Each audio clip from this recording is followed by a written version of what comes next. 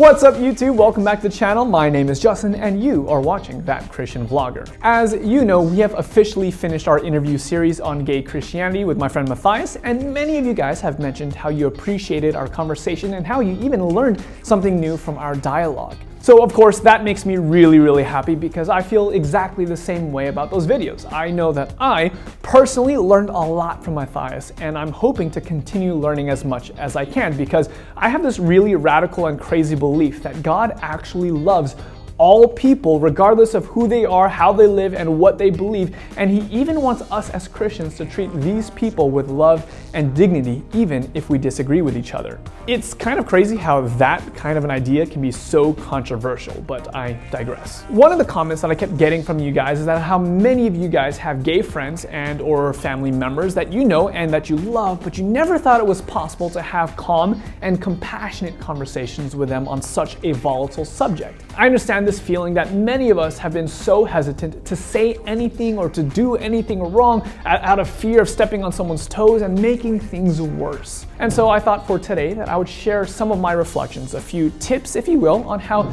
we as Christians can have healthier dialogue within those of our friends and family in the gay community. So I hope today's video is very helpful for you. Tip number one is simply to pray and look for open dialogues. The truth of the matter is that it can actually be really difficult to find someone to engage in a healthy dialogue with. Historically, the LGBT community has been treated very poorly by the church, and as such, many gay people are just not open to dialoguing with religious or Christian people anymore. And just so we're clear, this isn't like a knock or an attack on them, really, it's a knock on us. We have a lot of room for growth as the church, because we're kind of like the Pharisees and the Sadducees who treated anyone who is different from them really harshly in the New Testament, whether they were tax collectors or prostitutes or homeless people or lepers or whatever the case is.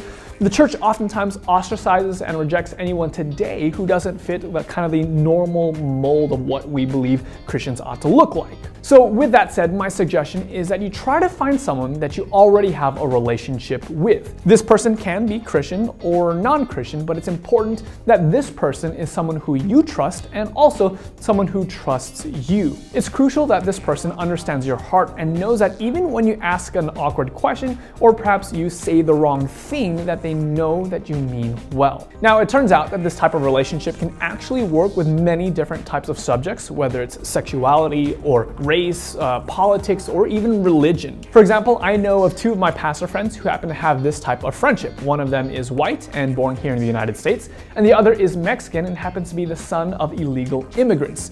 So the two of them know that they can have a judgment-free conversation on race and politics and not worry about what the other person is if they're offended or if they're thinking less of them or just judging their questions and their thought process. So if you have someone like that in your life who comes to mind, just try and have an open conversation with them. Tell them that you are looking for someone to have an open and honest discussion with, someone that you can ask questions and really learn from, and how you can improve your kind of approach when it comes to this subject. Tip number two is to talk less and to listen more.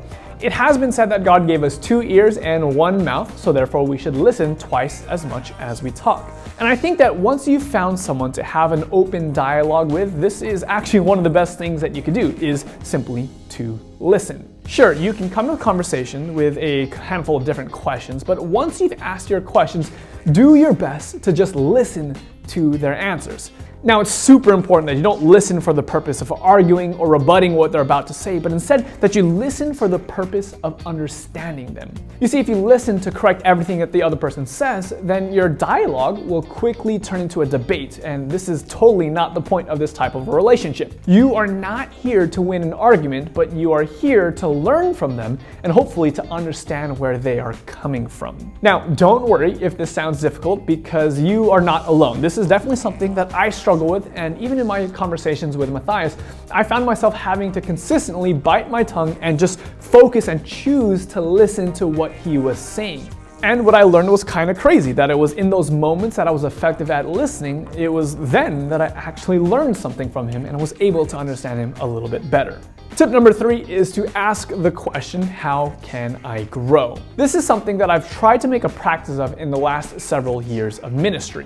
I used to ask the question, how do you think it went, after every message or sermon that I would preach, but then what I realized is that every single time I asked this question, people would always say something positive. Even if deep down inside I knew that the message really didn't go well at all, they would still say, oh yeah, it was great, loved it, good job. What I found was that the question, how can I grow, or what could I do better in the future, is such a better question to ask because it actually already assumes the truth, that there is room to grow and that you are open to it. You see, when you have a relationship with someone and you're able to have these types of honest dialogues, it really is helpful to give that person permission to give you advice. Most people will hesitate to share their honest thoughts with you out of a fear of hurting your feelings. But if they know that you are sincere and that you give them permission to share their honest thoughts, many times you can learn some very helpful information about yourself. Now, if you ask your friend this question, brace yourself, because sometimes the answers can actually hurt. No one likes to be told that they are not perfect, but it's really this type of feedback that has the potential to really help you to grow. The Bible puts it this way by saying, faithful are the wounds of a friend, but the kisses of an enemy are deceitful. Hopefully these 3 tips will help you grow deeper and more meaningful connections with your gay friends, and in turn, help you show them the love of God. But I am interested in hearing what you guys have to say. What advice would you give to other Christians out there hoping to bridge the gap between the church and the LGBTQ community?